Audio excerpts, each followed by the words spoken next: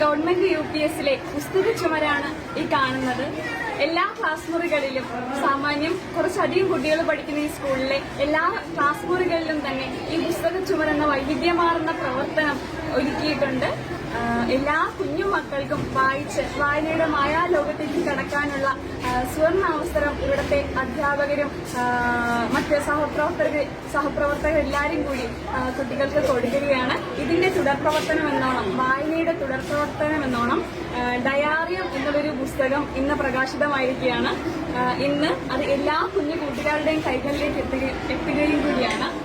അവർ വായിച്ച പുസ്തകം അവിടെ കളയാതെ അതിന്റെ തുടർ പ്രവർത്തനം എന്നോണം വായിച്ചതിന്റെ ഗുണപാഠം മനസ്സിൽ തെളിഞ്ഞത് വിവിധ ആവിഷ്കാരങ്ങളായിട്ട്, പുതിയ കവിതകളായി, പുതിയ കഥകളായിട്ട് മനസ്സിൽ നിന്ന് പുതിയ സൃഷ്ടികളായിട്ട് ജനിക്കാൻ വേണ്ടിയിട്ടാണ് ഈ ഡയാറിയം എന്നുള്ളൊരു പുസ്തകം.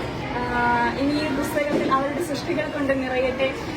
ഈ സ്കൂളിൽ ഇനിയും ഒരുപാട് പുസ്തക ചുമരുകൾ സൃഷ്ടിക്കാൻ കഴിയട്ടെ. ഒരുപാട് കഥകളും കവിതകളും ഡയാറിയത്തിൻ്റേത് മാത്രമായിട്ട് വിരിഞ്ഞു വരട്ടെ. എല്ലാവരും ആശംസകൾ.